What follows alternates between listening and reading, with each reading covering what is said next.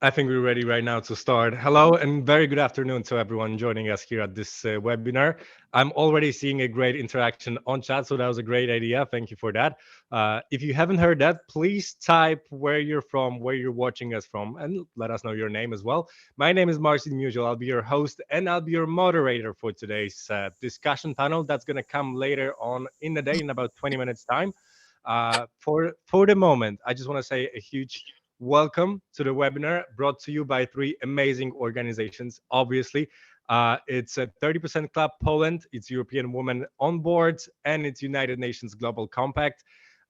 Thank you for joining us and being here. I know it's an important cause, and I'm sure we're going to see a lovely discussion later on. But just to start off the right foot and of the right note, I would like to welcome Annette Santeshi from 30% Club Poland. And well, I'm just going to hand you the microphone, whatever it means on the webinar. Go ahead and take the stage. Thank you so much. Thank you. Yeah, can you hear me? Yes. Absolutely, good. yes. Hello, perfect. Hello, everyone. My name is Annette Santashi, and I'm the ambassador and co-founder of 30% Club in Poland.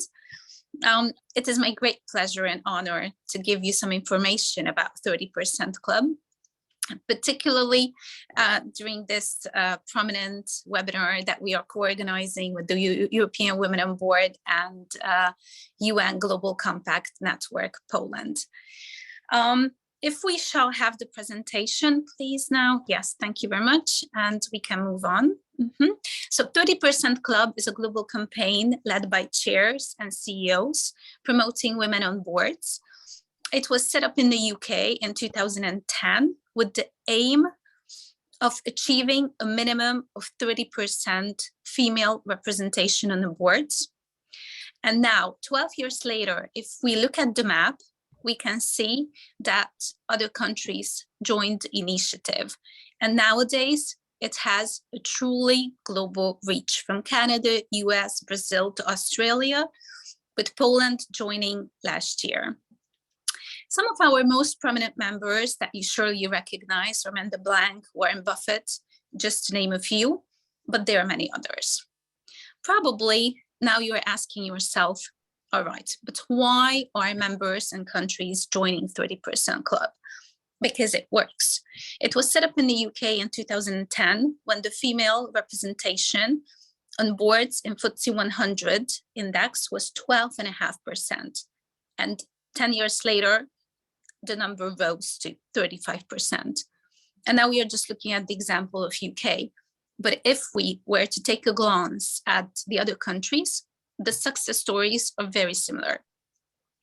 There are three strategic pillars of 30% Club that are supporting the achievement of the global mission, which is exactly to have at least a 30% female representation of women on boards. It is being done through activating chairs and CEOs as members, also influencing these with the power to make this change happen, and of course, enabling women to become future leaders. Now that we know that 30%, what is 30% Club and why is it successful? Maybe we need some answers. Why do we need to promote women at all? Well, on one hand, I think we all know intuitively that gender balance encourages better governance, better leadership. It increases innovation. It attracts and retains talent, increases or actually leads to better organizational culture. But these are all intangible benefits. However, if we look at the numbers, there are also some measurable performance ratios, which are simply better. Please take a look at the EBITDA. There is a premium for diverse and inclusive companies. And also other key financial ratios are simply better. If you would like some more details, please reach out to the Credit Suisse Gender 3000 reports directly. Now, I would like also to tell you why Poland joined. if we again look at the numbers, the situation in Poland was very much similar to the one we had 10 years ago in the UK. The female representation in boards in Poland is 16.6%. So there is actually a lot to be done. And companies in Poland are not realizing their full potential. They are choosing board members from only half of the available talent. And Polish companies, unfortunately, tend to rank low on ESG metrics due to this. So now with the European Women on Boards, with the directive that is coming, and the, of course, 30% club, we hope to change it in the near future. So that was all from me. Thank you very much for your attention. And if you would like to reach out to us, please do it directly through our website and the email account. Thank you so much. Thank you very much. Lots needs to be done, like you said. I think our webinar as well is part of a road for gender equality, and we all agree on that. And more on that topic, someone who's very well interested in that and knows pretty much all about it. It's Hedwig Nuyens from European Women on Boards. And well, it is your turn to tell us more about it, tell us about the issue. So please go ahead, Hedwig.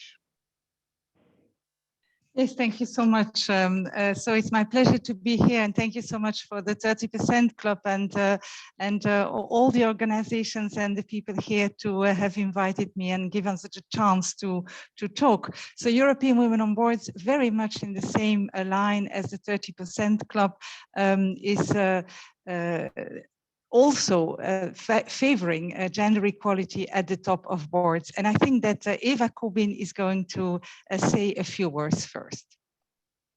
Okay. Hi, everybody. I'm really happy to be here with you. And I'm also pleased that there is so many of us. So thanks to all of you. So let's start.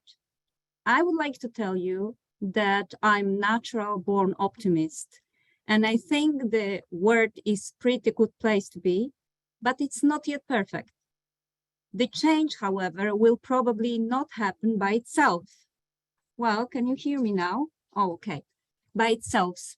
It requires a bit of our help, and I do believe we can and should be a part of it. For example, me, as a mother of 2 girls, I want to ensure that one day, when they will read about struggle for gender diversity, they will be able to do it only in book on history, as it will not be an issue anymore. My name is Eva Kubin. I am Talent Acquisition and Development Director at the most innovative retail company in Poland, Żabka Polska, and I'm also proud to be committee member at European Women on Boards. So today, let me tell you a few words about an organization that is really a part of a change. European Women on Boards is pan-European, Brussels-based, non-for-profit organization. It was organized and funded in 2013, and since that time, it's committed to diversity and inclusion, as we strive to have gender balance organization at all levels. As I mentioned, EWOP is non-for-profit organization, so we all work pro bono. There is over 100 highly motivated and passionate volunteers who are working every day to build a professional community of senior female leaders. We connect our members not only digitally, but also in person through various events. And there's one thing that I'm especially proud about. It's that we understand the words gender diversity. In EWOP, we actively working to increase our number of men allies, as more gender diversity can only be achieved by working together. So what we do? First of all, we build partnership with national associations, corporations, and EU institutions. Let's talk about today. Today, we met to celebrate our great relationship with 30% Club Poland. At EWOP, we are also carrying out research to measure gender diversity at decision-making level in the top 600 European companies. Good news, every day there is more and more of us. Our aim is to build a talent pool of senior executive women, an army of 1,000 great women in leadership position by 2023. And what we do to make it happen? Well, we do various activities. For example, mentoring program, C-level school, I'm an alumni, by the way, 5-step program that can help you to move forward in your career and get the job that you always wanted. To sum up, please find our objectives for 22 and 23. First, we want to build a talent pool of 1,000 women ready and eager to move to C-suites and the board positions. Then, we want to be present in 20 European countries. Third, we want to engage and partner with companies and executive search firms. We want to help our people. And last but not least, we want to support the EU Directive for Gender Balance on Boards. So at the very end, I have one request. I encourage you to join us on the way to achieve our dream in EWOP, well, also my personal dream, to push the struggle for gender diversity to the books on history. I assure you, together we can do it. Thank you very much. And here you have contacts if you want to know something more about us.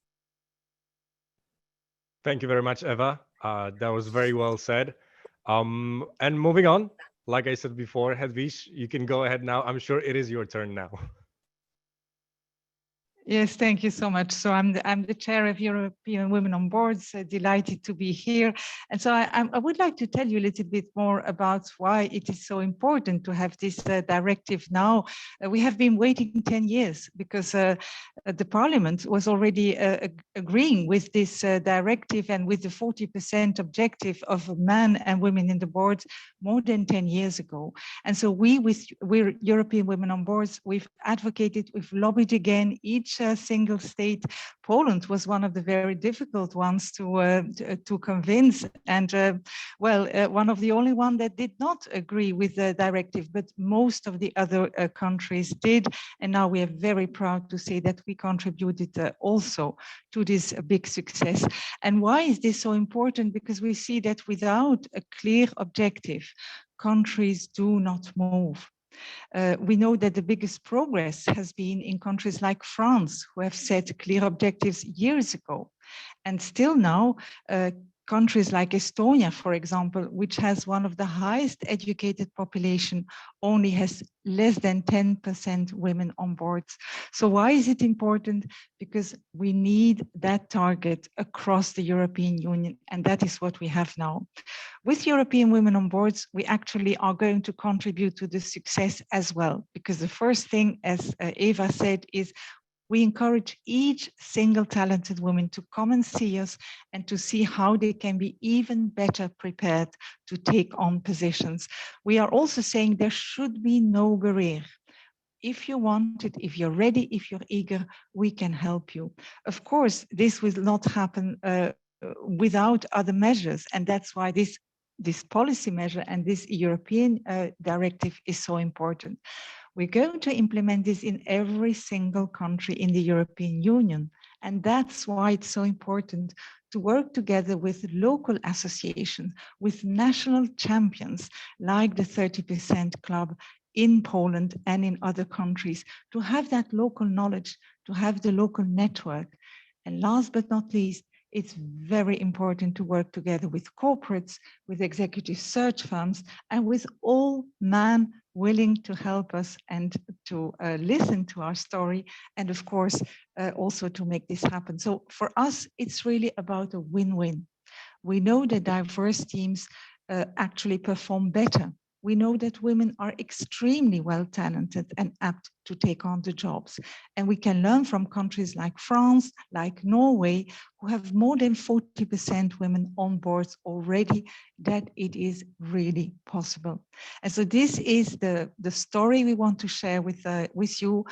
We started the program not even 1 year ago, and we already have nearly 500 women saying, I'm ready, I'm eager. And we're going to find the other 500 very soon, we're sure. We are very glad to have so many men in the audience today. We are also very glad to have so many men willing to help us in our organization. And I listen and I try to reach out to as many people as I can every single day. So I would say, if you have questions, if you want to reach out to us, we are there to help. Eva said this, all people of the executive committee and the board are working for free. I'm also volunteering in this apart from my CEO role. And actually we have plenty more to say and to offer. So feel free, and if you have questions, we can come back later. Thank you. Thank you very much. And speaking of questions, I do read the chat from time to time. And there was a question from Mariola. I think it was already answered by Eva about volunteering for European Women on Boards. We do not have direct questions to our speakers, but feel free to use the chat. And I'm sure someone's going to reply to you. If not, I'm going to take care of that. I'm going to make sure that that question passes on. And speaking of questions, we're going to start our panel now, which is the next part of our meeting today, of our webinar. And I'm going to stick to you, Hedvig, since, well, you were already speaking. And please do excuse me if I only introduce next speakers as they go on. I think it makes more sense since we are here online on a webinar. So I'm going to introduce everyone as they go. Not right now. I think it's going to make more sense to our viewers, and they're going to remember it better. But since you're already here, Hedvig, that main topic, the title of our panel, is how to be ready for women on boards and C-level. When I first read that, I'll be honest with you, I asked myself, why do we need to ask ourselves that question? Well, first of all, is the circumstances, but I think there's a deeper, more underlying question of why in 2022, in 21st century, we need to ask a question of how to be ready for women and why are we not ready yet? So please go ahead. Oh, and if you can unmute your microphone. Yes, so that's a very good question. And it's a question we still receive every day. So both persons saying, why do we need a directive? And others saying, but is it a quota, and is a quota a good idea? So I'm going to answer both. Why do we need a directive? Because precisely we see that if you do not set an objective at the top of companies, you will not get parity. That we have seen in Europe. We've been waiting for years, and we have only seen change in countries where a target, an objective was put forward. So countries like France, like Norway. That is actually what we now have said with the European directive, that it's not a quota. So we should explain the difference between quota and objective. What the directive actually says is every stock listed company has to put forward an objective for the number of men and the number of women in their board. They have to publish criteria. How are they looking for board directors? They have to explain how they select the best board director, and they should also publish what they are doing in practice. And then at the level of the countries, the objective is indeed to have 40% men, 40% women by mid-2026. And so I think that's a very balanced regulation, because it means that fundamentally we are looking for the best board directors, but it means that if you have a full male board, you should also ask the question whether these are the best possible directors. So it's about choosing the best ones, be much more clear in what criteria you have, how you have selected them, publish it, make it much more transparent. And overall, we need to get a 40%. And that's not really difficult, because we know that at the entrance, 60% of the women are actually having university diplomas. So that means that 60% of the university students are women. So you have much more female talent available than actually have male talent. So it should be no problem. And we are going to prove it with EWOP, having sufficient talent available for the job.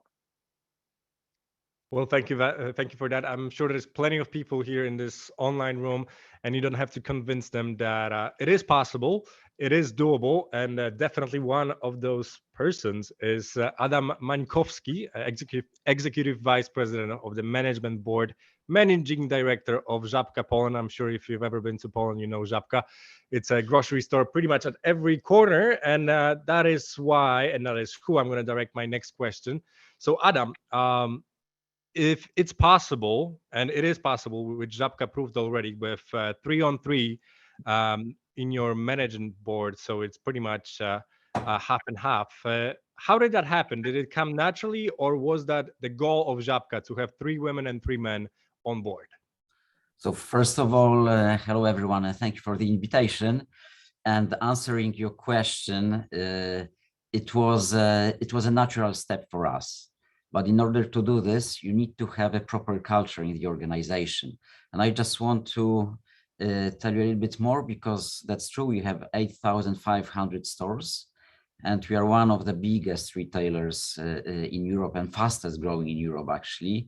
And we have in overall organization, in our head offices, 60% of the people employed are women on the senior positions, managing the departments like legal, law, marketing, commercial, technical, or even sales. So we have over-representative of women in many of the positions, but it proves that in our case, it took us some time, because it's a journey, how you create and how you put the approach to the diversity and inclusiveness in your DNA.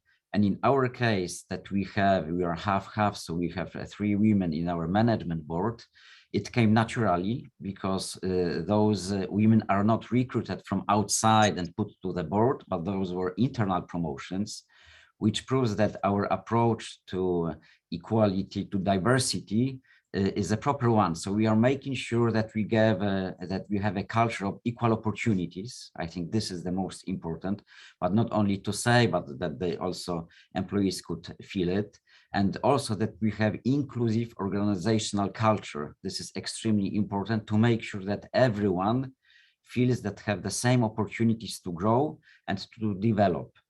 Furthermore, we are making sure that we have the proper check, and we check the pulse on this, and we are conducting and completing different but equal studies. And it showed us just recently that 90% of the people who took part in the study, participating there, are feeling of equal treatment, which shows us that we are on a very good positioning to make sure that the people, or everyone, is feeling included in organization. So how to achieve it? It was not the case that we put ourselves a target. In our case, it was to make sure that we create diverse teams. That first of all, we create the proper culture, inclusive culture, and it came naturally for us. And what I can tell, and I can also admit to what we have heard before, that diverse teams are achieving much better results. So in our case, fantastic results achieved by our company are not by accident, but by the fact that we treat diversity as a part of our culture. Thank you very much for that. Culture, that is the key. That's what I got from your answer. So thank you for that. And we'll move just very closely to culture with, unfortunately, stereotypes involved. And that is my next question to Mariola Szymańska from 30% Club Poland. Obviously, there are stereotypes involved. So my question is, how can we handle that?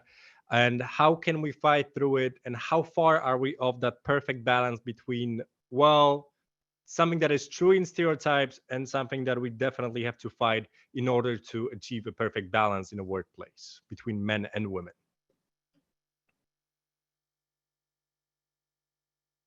And once again, I'm going to ask you to unmute your mic. Please keep that in mind once you start speaking. Thank you. Hi, pleasure being with you today.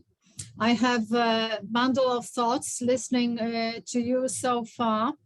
one reflection or one thought is, after hearing Adam, is that we have a lot of sort of paradise culture bubbles in terms of diversity, but the challenge is how to make the ripple spread, so to speak. And I think this is not happening yet.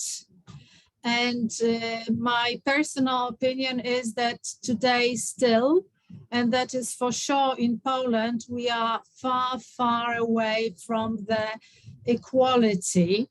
And I think the challenge is built in what Adam was saying, that it's all about the culture and it changes very slowly.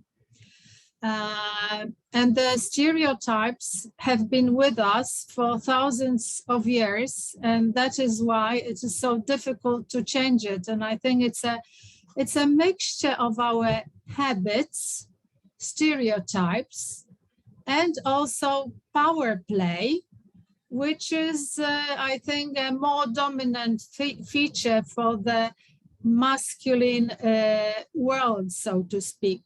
But in my intervention, I thought I would like to be practical, really, and add to the possible things that we can do better.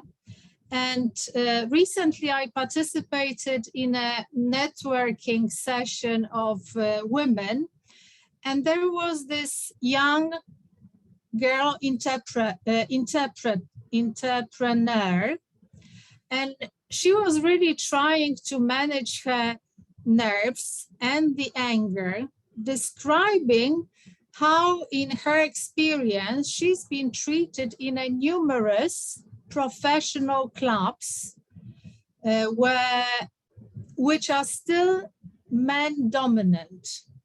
And one of the recommendations arising from that is that men network as part of the professional activity. Women don't. And I think we undermine the power of professional networking. And there are various reasons for it.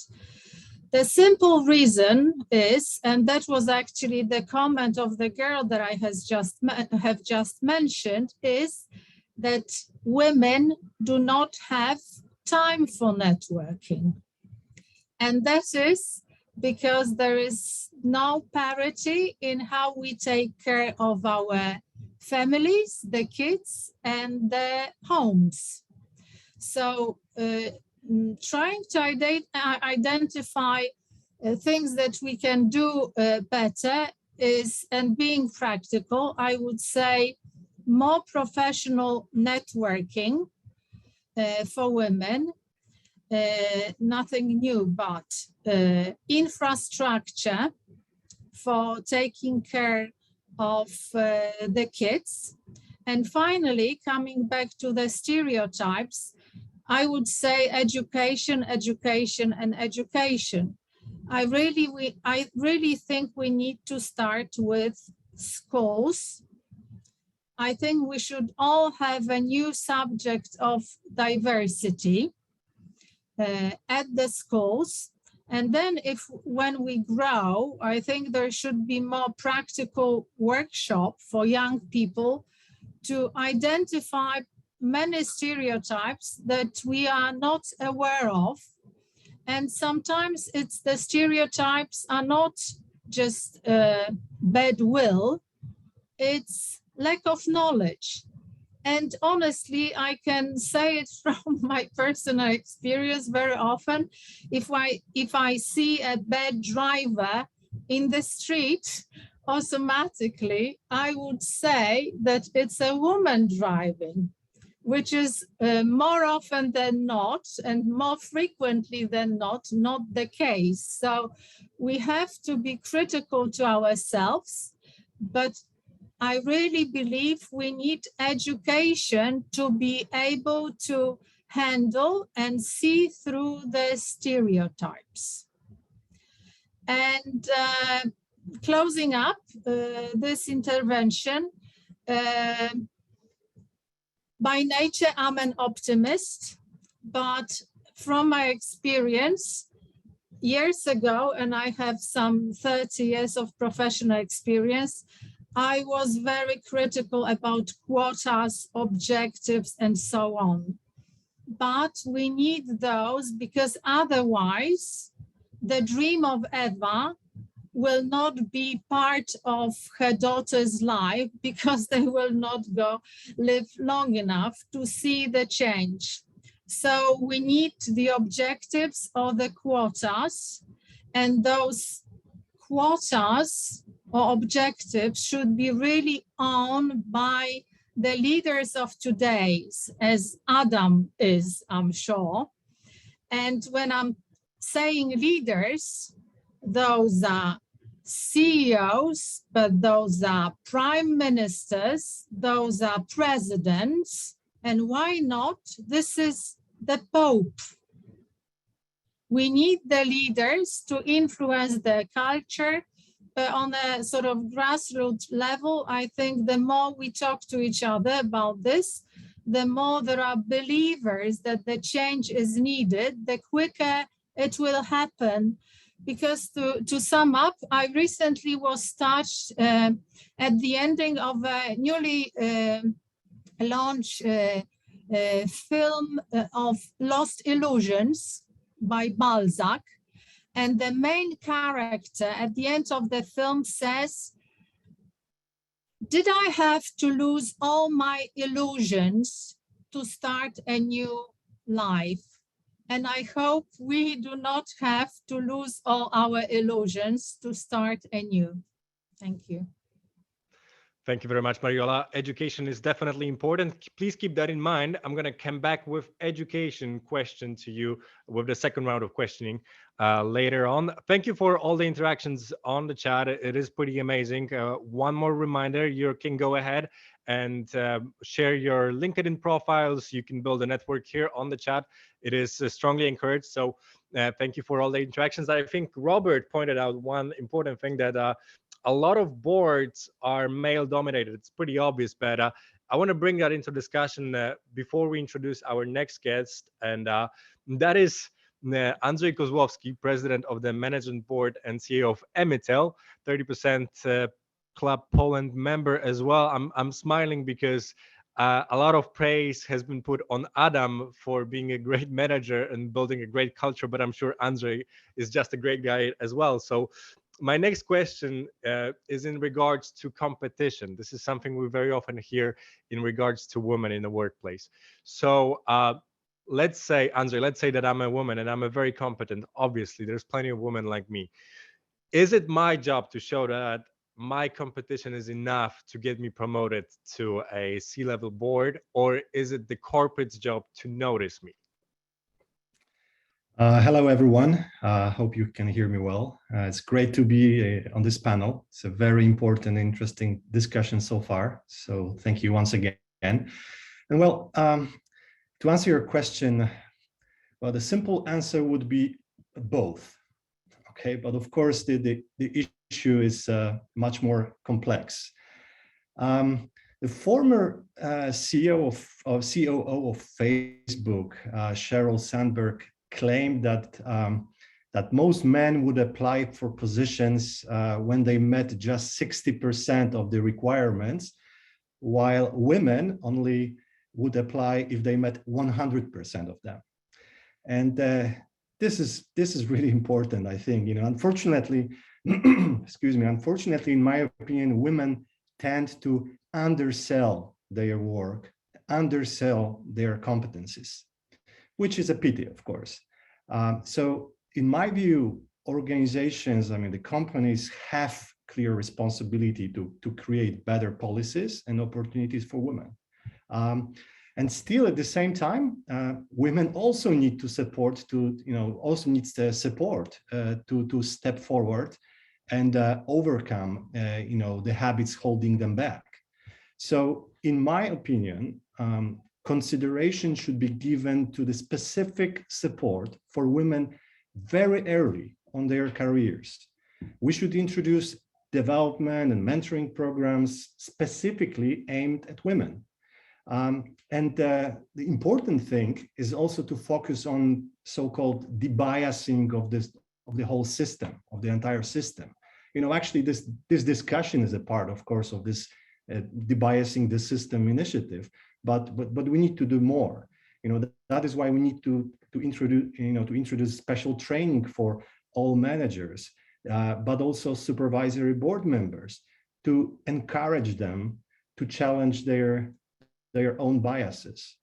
So once again, I think that the answer is both, but of course, there's a lot that needs to be done on the corporate level, and there's a lot that needs to be done in order to help, for the managers, for those who decide on promotion of women, to to recognize that there is a problem, that there is an issue.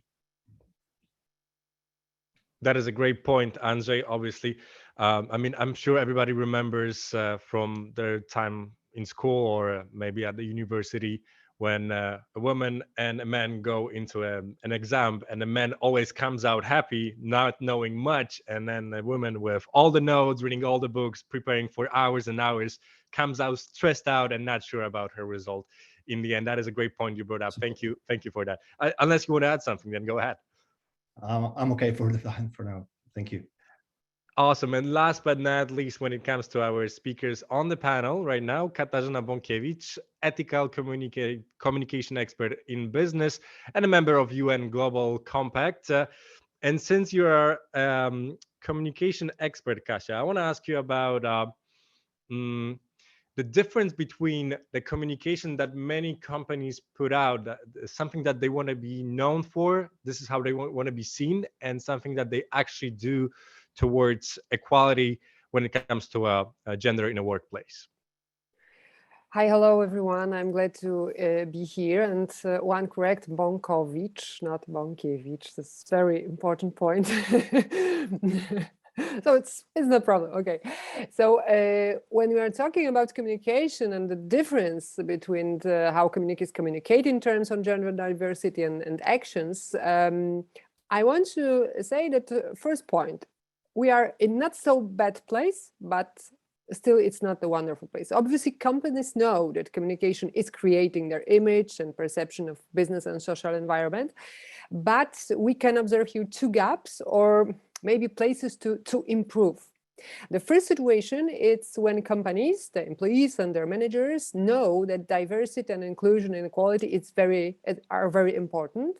So in a lot of activities, they communicate what they are doing, how they improve the world in local and global scale. They declare that they are doing things to equalize the changes of working people. Very often they use feminatives or have a special conditions for mother or, for example, for the people with neurodiversity. But in reality, it's not so optimistic, because if we start talking with women, we learn that under the claimed equality, we have violence. It's, of course, very often a psychological violence, very often difficult to recognize or very violent. Fortunately, women learn how to recognize violence, and they know where and to whom to signal or to report that, but this is still not 100% among women. And on this field, we see big opportunity to bring more awareness. But when we are talking about difference between communication and reality, we have to remember about the other side. It's the opposite to the one described, that when companies do a lot of things in diversity equality space, but don't communicate it. And we see two reasons for that situation. First, that when companies have firmly established values and ideas related to equality, and talking about everywhere make for them no sense. They are thinking that everybody think and do the same, and this is a big mistake. So they implement diversity and inclusion solutions, we can say, underground.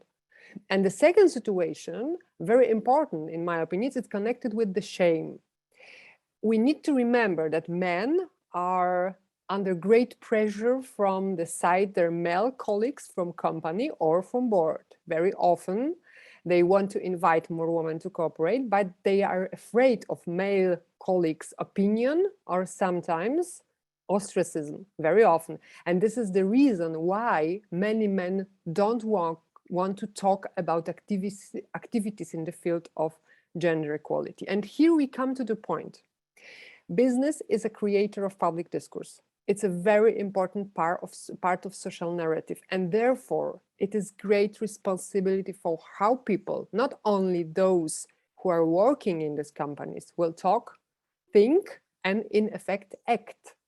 If we want a real equality, we need the narrative about it. We need to change androcentric discourse into equality discourse. From the discourse and the language start everything. And this is not only a slogan, this is our reality.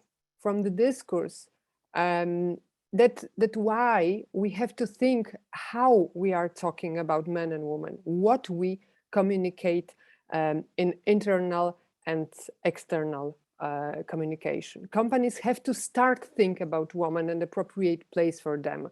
And second, we have to tell society about women in our company, because this is the moment when women on boards, it's not enough. The board members have to start talking about the role of this woman.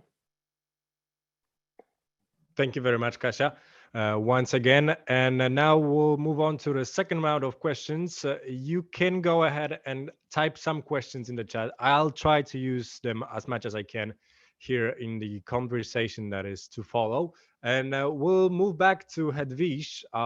I do have a question. I think you mentioned that already with your speech at the very beginning about countries, and something that, well, there are countries that we can learn on, that are doing great. I think you mentioned France with over 40% women on boards already, but there are also definitely some countries that need to do better. And well, I think you mentioned Poland in that as well. And I also remember Sweden being a little bit stubborn. But if you could walk us through and give us examples of countries that are doing great in that matter and something that we can learn from them, and then countries that definitely need to improve and what needs to be improved in those countries. Yes, thank you so much. So indeed, you have very different cultures at first. So I think that's very important. So you have countries like my country, for example, in Belgium, but also France, where actually things only started to change when regulation came in. And so for France, regulation came in very, very early. It was also set at a sufficient high target, which is a second element that is important. It's now 40% in France. And when you set a target of 40, you see that in practice, companies will go beyond that. And so in France, you have 45. In Belgium, it's 33. And being 33, actually in practice, you are at 37. And then you have other countries like the Nordic countries, Sweden and Finland, where even when there was no regulation, the companies actually started to get an objective and to move forward. So in some countries in Europe, change happened also with so-called soft measures or measures taken by companies themselves. You see it actually also in the UK. The UK doesn't really like top-down regulation, but they had guidelines. They had a cooperation between the government and the organization, also very, very nice body helping this. And so actually in the UK, they are quite far ahead. And 50% of the non-executive directors that are nominated now are women. So different systems can work. What doesn't work, we know as well. What doesn't work is when there is no regulation and no intention whatsoever of companies to do something and to set forward objectives. And so we've heard it a couple of times already. What we need now in Europe is have a clear objective. That's on the table, a clear deadline. It's on the table as well, mid-2026. In each country, there will be a body in charge, an organization in charge of following up the numbers, following up the action plan of the companies. And then, of course, organizations like EWOP will do numerous actions to really create that pipeline, to engage with executive search companies, to prepare women, to make it for them more easy to be visible, to explain what they want, to explain, to make their pitch, and to actually be available for those positions. And last but not least, it is all about culture. So indeed, it's not going to change if you only have a few women more on the boards. That's not what we want.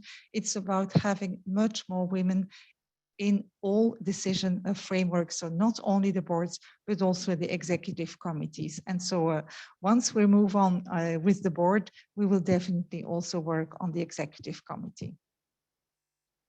Do you want to mention the countries that is going to be the most challenging for Europe to implement? Well, we know that countries like Luxembourg are doing poorly, Hungary, Poland, but looking at this positively, those are the countries with the biggest opportunities, because actually you have to double the numbers, and that's exactly what we are going to do. So yes, it will be more difficult, but at the same time, some of those so-called more problematic governments have asked us for help already, and so we now know that the directive is there, and so once that you need to move on, some governments will ask for help, and that's what we're going to do, help in a very positive and cooperative way. I love the silver lining and the optimistic thought of the opportunities for the countries that are doing poorly. Thank you very much, Hedvige. And I'm going to move on to Andrzej. And it's going to be a difficult and, well, it's going to sound controversial, but it's man-to-man question, Andrzej. And well, very often with the issue of women in the workplace and not enough women in the workplace, let's just say, it's also an issue of men who do not want more women on boards. So a straight up question, why as a man we should care, just simply care about allowing more women on boards? Because I think Robert pointed it out on chat that, well, if boards are male dominated, it's the males who need to make a change to some extent, obviously. Yeah, it's a tough question. Okay, so let me answer this as a CEO of a company, and it's for me it's fairly simple. And we saw the best evidence at the beginning of this panel in Annette's presentation. If we increase in gender diversity has direct impact on earnings, right? So women leaders have a key measurable impact on an organization's bottom line. So why should I give up such an easy way to improve my company's results? Okay, I mean, now seriously, well, based on my experience, I mean, I've worked with a lot of women, not on the boards of Emitel, but in my previous jobs, and my observation is that when women become leaders, when they are on the top, they really provide a different set of skills and different kind of perspectives, and more importantly, female leaders bring structural and cultural differences to the table, which really drive effective solutions. So it's so in today's world, with all those challenges that we are facing, you just want to increase the talent pool. You want to reach for people with different mindset. So for me, it's obvious.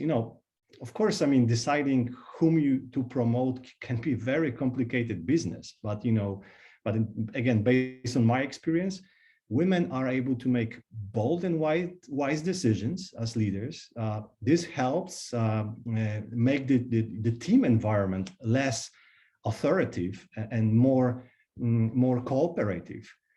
So bringing a family-like feel to the team, this is very important, especially in the circumstances when we're all acting under stress, when there's no time to make critical decisions. This boosts teamwork across the organization. This is very important. So frankly speaking, I don't have an answer to this question. Why some of men are biased. Because for me personally, I think it just doesn't make sense. It's really pays off to engage women. Thank you very much. And just to be clear, it's not, I mean, I believe me and Andrzej are on the same page. It's just that sometimes we need to ask challenging questions to make a difference. So thank you for your answer, Andrzej. And we'll move back to Mariola. And I promised you a question about education.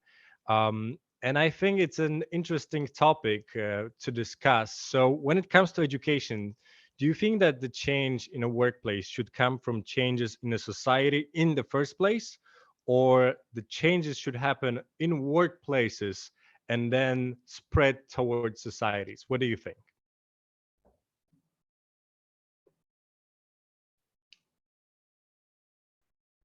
Mariola, I can see you and I definitely cannot hear you.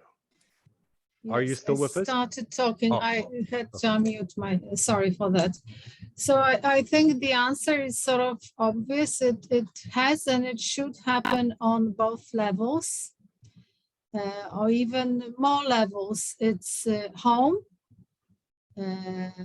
education, that is schools and universities, and workplace. It's an integrated system, and that is why, again, it is so demanding. And if those at least three worlds, and there are more worlds in our world, they oppose each other, then we have this battle, pressures, and a lot of stress around.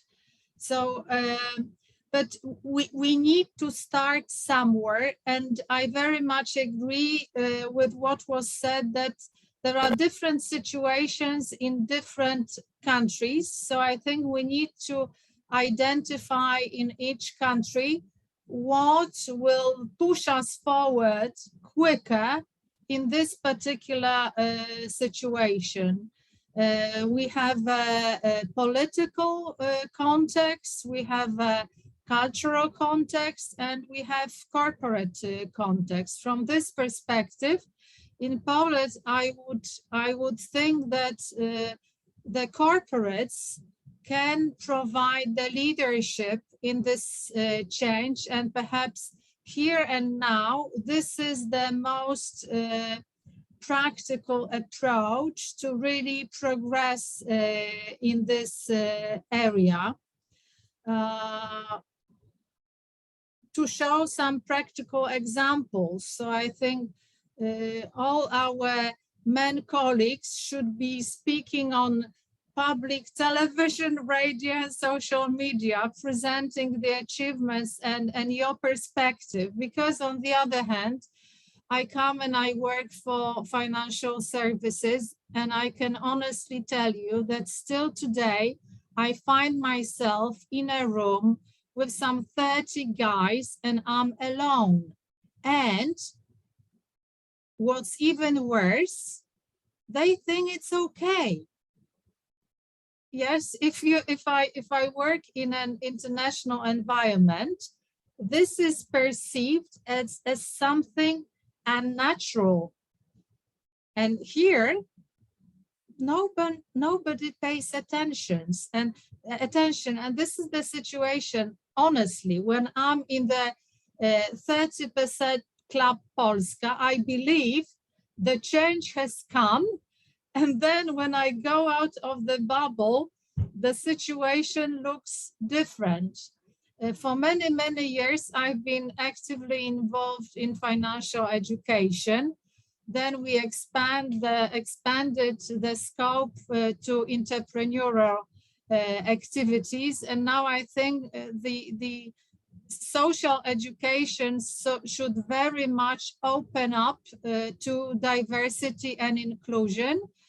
And I very much support what Andrzej has just said, is, if I interpret it correctly, we have limited resources on the planet, and 50% of this resource is women. And let's grasp this opportunity and use it for the best benefits to all. And it's very much embedded in the ESG concept. And I truly believe that a sustainable finance and solution is not an investment strategy, but it's an investment for our survival together.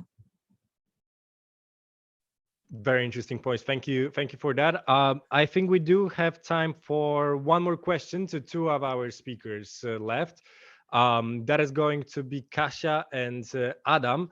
I think one of the issues here, at least when I read on the subject or when I watch a documentary about it, is that a lot of women feel like they do enough to get promoted to C-level or to boards, and they are not noticed by their higher ups, by their supervisors. So what can a corporation do in order to not miss a talent, in order to not miss someone working very hard, maybe doing a group project, maybe doing a majority of the work in a group project, but not being promoted for it, or maybe getting not promotable tasks, if you will. That's what I'm going to call it. So just briefly, how to not miss a talent in your team. Adam, you want to Yes, go okay. first? Yes. Okay, thank you.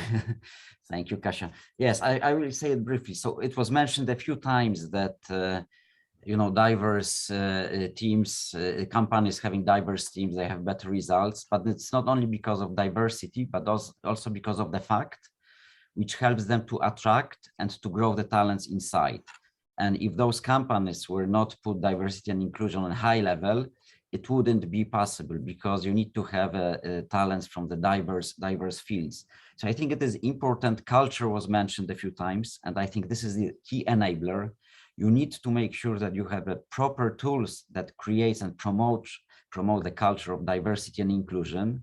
And for example, we can ask ourselves, also it was said that in Poland, this is the big journey for the companies to go. We can ask ourselves, how many companies in Poland, for example, breached gender pay gap? Yes, how many of them, like in Żabka, we have the equal salary certification, for example, we are proud of this. How many of the companies have it? And this is, we know from the different researchers that this is for a growing talent from diversity perspective is an obstacle if you don't have it. How many of the companies, they have diversity and inclusion manager promoting the diversity culture and making sure that it grows within the company, yes? And how many of them, for example, they do different but equal studies, making sure that all the activities which they implement in order to promote diversity and inclusion make sense. So I think those are some of the key enablers promoting the culture of diversity, which helps to grow diverse talents. We also need to make sure that we change the stereotypes, for example, that the men are good in this and women are good. It's no longer the truth. So we need to change the how we approach the stereotypes. Also, very important things to make sure that we allow the talents to grow in the company are, of course, development programs equal for everyone, making sure that everyone has the same access to the knowledge and to growth, but also the things like, for example, flexible working time, remote time, or even flexible time within the day, how you want to work, which is from diversity perspective is also important. So I think that it's a broader topic, but you need to look at from the pyramid perspective, and you need to make sure that you have the bottom of the pyramid, the foundation created to grow, to find and to grow the talents. And this bottom of the pyramid is, of course, the culture, which is based on diversity and inclusion.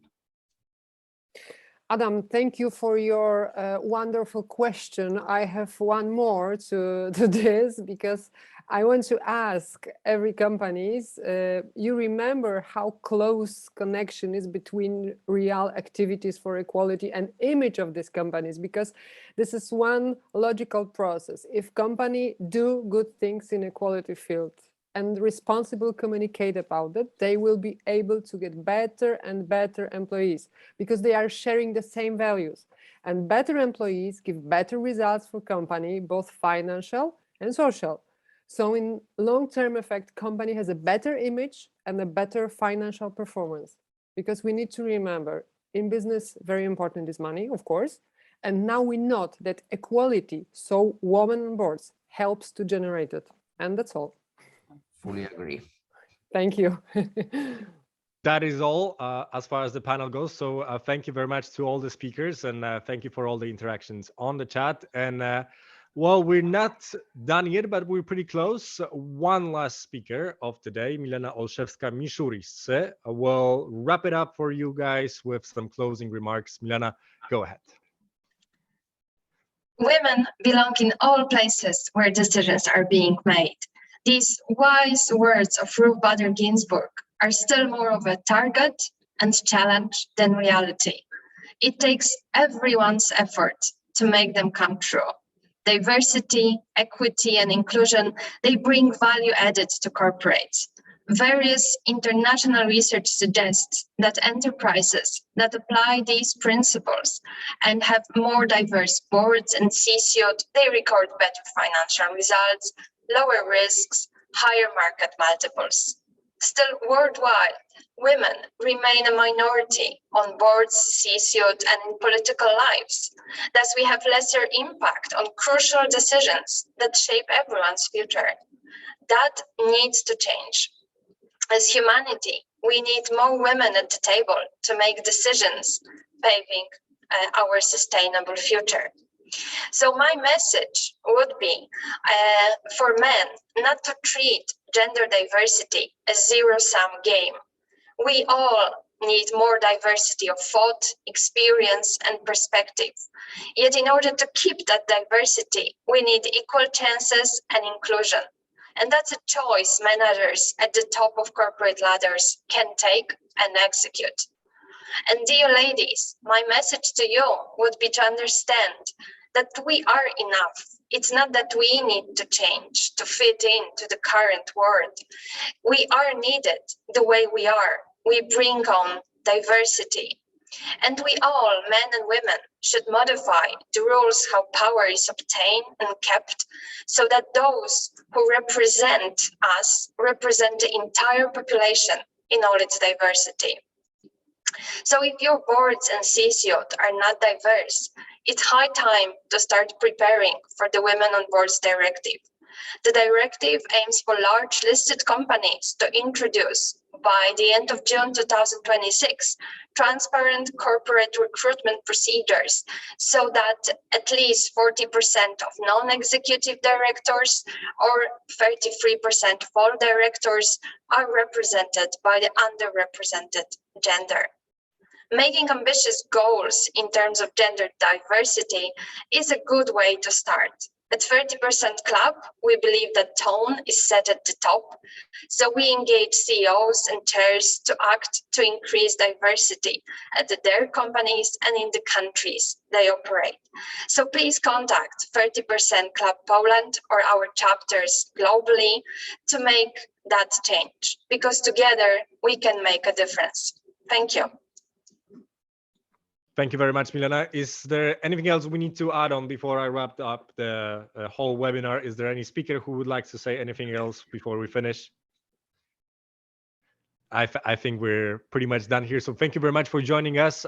Some thought-provoking, that is well said, well put, conclusions that happen here will definitely echo for a few more weeks and months to come.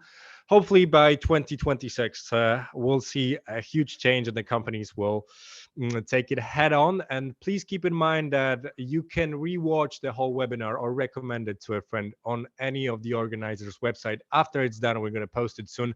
And make sure that you visit the events LinkedIn website to stay in touch with our speakers and with the companies as well. My name is Marcin. It was my honor and a pleasure. Thank you again one more time to all the speakers. Thank you to everyone who took part as a viewer or on the chat as well. It was our pleasure to host it for you, to bring it for you. So, well, see you next time on an event like this, I hope. And I hope everybody has a great afternoon. Thank you and see you later. Thank you. Thank you. Bye. Bye-bye.